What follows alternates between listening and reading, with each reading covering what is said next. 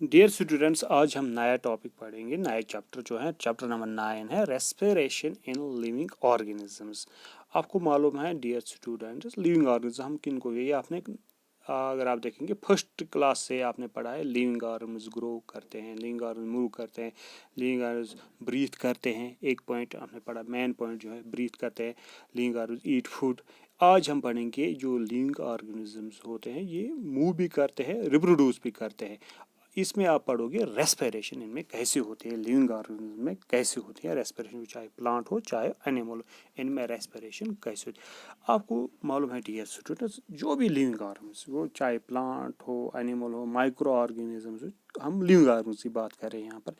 इनको एनर्जी की ज़रूरत होती है तो perform various metabolic functions. For example, अगर इनको न्यूट्रिशन करनी, अपटेक ऑफ फूड, इसमें भी एनर्जी लगती है। डाइजेशन में भी एनर्जी लगती है। एक्सक्रीशन, रिप्रोडक्शन, अगर ये मूव भी करते हैं इसमें भी एनर्जी लगती है। जब आप चलते हो, पढ़ते हो या दौड़ते हो, कुछ भी क्रिकेट खेलते हो, कोई भी काम आप करते हो, इसमें एनर्जी की ज़रूरत होती है। ये एनर्जी हम कहाँ से लाते हैं?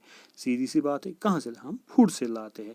ये फूड से एनर्जी है हमें प्रोवाइड होती है। फूड जब हम लेते हैं हमारी बॉडी में, इसमें ऑक्सीडेशन होती है। ऑक्सीडेशन के दौरान फूड में एनर्जी रिलीज होती है और कुछ वेस्ट प्रोडक्ट्स, इसमें कार्बन डाइऑक्साइड, वाटर होता है, ये वेस्ट प्रोडक्ट, मगर इसमें एनर्जी रिलीज होती है। हम कहेंगे जो ग्लूकोज हम खाते हैं, food C6H12O6 in the presence of oxygen, ये क्या देता है हमें? Carbon dioxide, waste product, water और एनर्जी।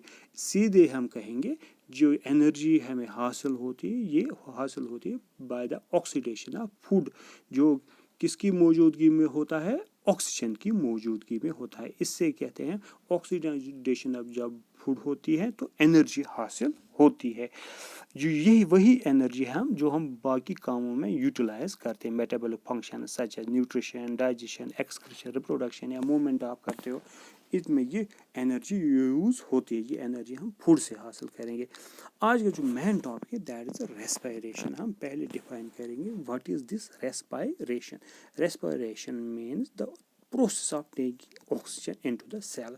पहला पॉइंट हम याद है, प्रोसेस, ये अमल होती है जिसमें हम ऑक्सीजन लेते हैं अपने सेलों में। क्योंकि आपको मालूम है dear, all living organisms are made up of cell. Cell is a basic unit of life. फिर क्या होता है इस ऑक्सीजन को, क्या होता है हमारे सेल में? ये यूज होता है प्रोड्यूसिंग एनर्जी। कि इससे क्या, कैसे एनर्जी में? ये ऑक्सीडेशन ऑफ फूड होती है इस ऑक्सीजन की वजह से, और रिलीज होती है कुछ gas products, for example carbon dioxide and water vapour. इसको कहते हैं रेस्पिरेशन। हम ऐसे कहेंगे the process of taking oxygen into the cells, using it for producing energy and removing the waste product carbon dioxide and water vapour is termed as energy. Respiration के दौरान हमें energy release होती है। The reaction जो होती है, इस पे कम्बशन, जो ऑक्सीजन, जो ये ग्लूकोज मिल जाता है ऑक्सीजन के साथ, उसको कहते हैं ऑक्सीडेशन। और इसके दौरान क्या रिलीज होती है? एनर्जी। पहले देखेंगे हम जो प्रोसेस ऑफ रेस्पिरेशन, हम देखेंगे जो प्रोसेस ऑफ रेस्पिरेशन होती है, इसमें दो प्रोसेस होती है रेस्पिरेशन में। Respiration in living organs consist of two process, आपकी कॉपी में बुक पे दिया गया है। एक तो होती है एक्सटर्नल रेस्पिरेशन जिसे हम ब्रीथिंग कहते हैं, दूसरी होती है इंटरनल रेस्पिरेशन। जो एक्सटर्नल रेस्पिरेशन होती है, ये गैस एक्सचेंज होता है between respiratory surface and the surrounding atmosphere में। इस एक्सटर्नल रेस्पिरेशन को हम ब्रीथिंग भी कहते हैं। Breathing is a process by which the organism take in oxygen from the surroundings. Breathing वो प्रोसेस होती है जिससे क्या होता है, जो लिविंग ऑर्गेनिजम्स होते हैं ये ऑक्सीजन लेते हैं सराउंडिंग से, एटमॉस्फेयर से ऑक्सीजन। ये फिजिकल प्रोसेस होती है। ब्रीथिंग जो होती है फिजिकल प्रोसेस। ब्रीथिंग में it involves exchange of gases, oxygen and carbon. It takes place outside the cell.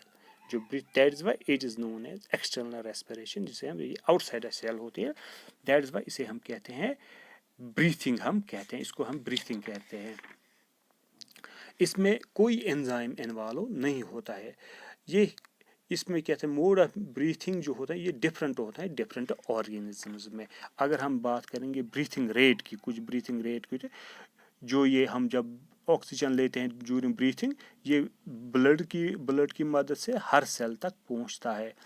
और जो रेट ऑफ ब्रीथिंग होती है ये 12 to 14 टाइम्स होती है पर minute in adult, 12 to 14 times. अगर हम जो चिल्ड्रंस होते हैं इनमें ज़्यादा होती है, 18 to 20 टाइम्स में पर मिनट इन चिल्ड्रंस में होती है। अब हम दूसरा पढ़ेंगे इंटरनल रेस्पिरेशन। इंटरनल रेस्पिरेशन में क्या होता है? इंटरनल रेस्पिरेशन, जो ऑक्सीजन हम लेते हैं ये सेलों तक पहुंचता है। फिर ये यूज होता है to release energy from the food, हम कहेंगे उसको ऑक्सीडेशन। इंटरनल रेस्पिरेशन को हम दूसरा नाम कहते हैं सेलुलर रेस्पिरेशन भी हम इसको कहते हैं। ये जो ब्रीथिंग थी ये फिजिकल प्रोसेस थी, ये जो होती है सेलुलर रेस्पिरेशन, इंटरनल रेस्पिरेशन, ये बायोकेमिकल प्रोसेस होते हैं। इसमें क्या होते हैं सेलुलर रेस्पिरेशन में? प्रोसेस ऑफ, इसमें कौन सी प्रोसेस इन्वॉल्व होती है? ब्रेकिंग डाउन ऑफ ग्लूकोज, जिसे हम फूड कहते हैं, to produce energy. It takes place inside the cell. जो ब्रीथिंग थी वो आउटसाइड द सेल थी, ये डिफरेंशिएट अगर हम कहेंगे, it takes place inside the. Cellular respiration जो होती है ये इनसाइड द सेल होती है, जिसे हम इंटरनल रेस्पिरेशन भी कहते हैं। और क्या होता है जो सेलुलर रेस्पिरेशन जो होती है, इसमें क्या होता है? इसमें बहुत सारे एंजाइम्स इन्वॉल्व होते हैं जो ब्रेक डाउन करते हैं ग्लूकोज, जिससे एनर्जी रिलीज होती है। ये हर सेल में होती है जो लिविंग सेल होती है। और जो मैकेनिज्म होता है सेलुलर रेस्पिरेशन का, ये सेम होता है हर से लिविंग ऑर्गेनिज्म में, सेम ये होता है। अगर हम देखेंगे ऑक्सीजन जो प्रेजेंट होता है एनवायरनमेंट, ब्रीथिंग के दौरान हम इसको अंदर लेते हैं अपनी बॉडी में, फिर क्या होता है ब्लड सर्कुलेशन की वजह से ये हर सेल तक पहुंचता है। और जब इस सेल तक पहुंचता है जो फूड प्रेजेंट होता है वो ऑक्सीडाइज होता है और इससे एनर्जी बाहर निकलती है। अब जो ये था प्रोसेस ऑफ रेस्पिरेशन में दो स्टेप्स इन्वॉल्व होते हैं। एक तो एक्सटर्नल रेस्पिरेशन जिसको हम ब्रीथिंग कहते हैं, या जो दूसरा है इंटरनल रेस्पिरेशन जिसको हम सेलुलर रेस्पिरेशन भी कहते हैं। अब डियर स्टूडेंट, जो रेस्पिरेशन होती है ये 2 टाइप्स की होती है। जो रेस्पिरेशन की जो होती है ये 2 टाइप्स की होती है। एक होती है एरोबिक रेस्पिरेशन, दूसरी होती है एनारोबिक रेस्पिरेशन। एरोबिक रेस्पिरेशन जो होती है ये takes place in presence of oxygen. जो एनारोबिक होती है it takes place in the absence of oxygen. पहले जो मेन पॉइंट है इसमें aerobic and anaerobic. Aerobic means in presence of oxygen, anaerobic means in absence of oxygen. Aerobic respiration में dear students क्या होता है? एरोबिक रेस्पिरेशन में क्या होता है डियर स्टूडेंट्स? अगर हम बात करेंगे एरोबिक रेस्पिरेशन में कंप्लीट ऑक्सीडेशन होती है। कंप्लीट ऑक्सीडेशन, जो फूड होता है ये ऑक्सीडाइज कंप्लीट होता है। इसमें रिलीज होती है एनर्जी और waste products carbon dioxide, water. जो हम एरोबिक रेस्पिरेशन जो होती है, जो ये एनारोबिक रेस्पिरेशन है, इसमें ग्लूकोज जो होता है इनकम्प्लीट ऑक्सीडाइज होता है। इसमें रिलीज होता है इथाइल अल्कोहल होता है रिलीज। इसमें देखेंगे अगर आप इथाइल अल्कोहल रिलीज होता है, कार्बन डाइऑक्साइड रिलीज होता है और थोड़ी सी एनर्जी रिलीज होती है। इसका मतलब एरोबिक रेस्पिरेशन में ज़्यादा एनर्जी रिलीज होती है। और इसमें ये कहाँ पर होती है aerobic respiration? It occurs both in cytoplasm में होती है और माइटोकॉन्ड्रिया में होता है। और जो anaerobic respiration it occurs only in cytoplasm of the living cell. जो लास्ट प्रोडक्ट होता है aerobic, last product is water.